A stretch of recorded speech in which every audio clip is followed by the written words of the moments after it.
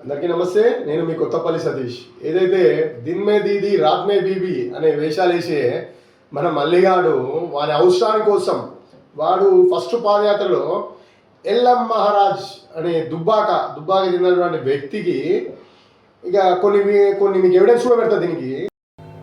LM Maharaj ఇతను book ఉందా చేతుల ఇవో ప్రతిరోజు బుక్ ఉంటది, పడుకున్నా బుక్ పక్కన పెట్టుకుంటాడు.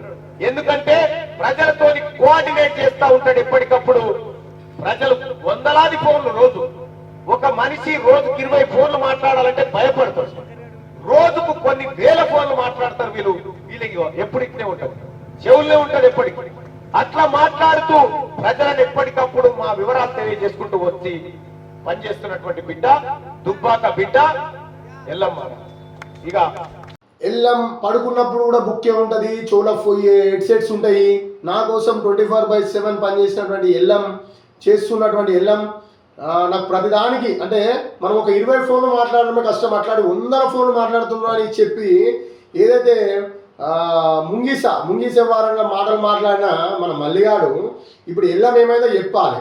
ఎల్లం పరిస్థితి ఏంది, ఎల్లం ఎక్కడుండు, ఎల్లం అనే వ్యక్తి ఏడి, అసలు నీ కోసం పనిచేసింది కదా మరి ఎల్లం.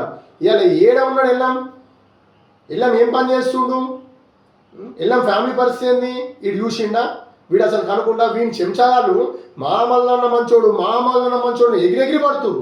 మరి ఎల్లం పరిస్థితి ఏమాయరా? ఆమీన్ 7200 టీషర్ట్ ఇచ్చినటువంటి ఆమీన్ పరిస్థితి ఏమాయరా? మీ మల్లిగాడు బ్లాక్ మెయిలర్ అంటే కాదు అని సంకలు గుర్తుకున్నటువంటి వ్యక్తులు ఒక్కసారి కనుక్కొని మీ కళ్ళు తినడం కోసం ఎవిడెన్స్ పెట్టేది. వీడు బ్లాక్ మెయిల్ చేసిండు అనడానికి ఇంకో ఎవిడెన్స్ పెడతా. సాల్వో అనే కంపెనీ యాదాద్రి జిల్లా మల్లాపూర్ గ్రామ శివారు ఉన్నటువంటి కంపెనీలో వీడు ఎన్ని డబ్బులు తీసుకుని వీడియో లైవ్ పెడతా అని బెదిరించి వీడు ఎన్ని డబ్బులు తీసుకుండు, అది బ్లాక్ మెయిల్ కాదా? మాదాపూర్లో ఎస్ఆర్ కన్స్ట్రక్షన్ వీని బినామీగాలని రూమ్లో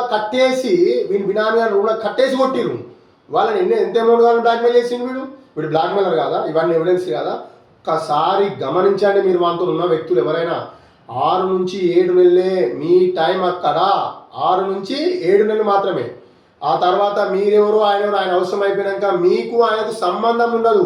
ఇది గమనించాలి. గతంలో ఉన్నటువంటి ఆ వ్యక్తులంతా ఎక్కడా అని మీరు ప్రశ్నించండి, అప్పుడే మీకు నిజాలు తెలుస్తాయి, మీ కళ్ళు కూడా తెలుసుకుంటాయి. నేను మీ మంచి కోరి చెప్తున్నా, అంటే ఎవరు కూడా మాలాగా బ్లాక్మెయిల్ బలి కావద్దని మీ మంచి కోరి చెప్తున్నా.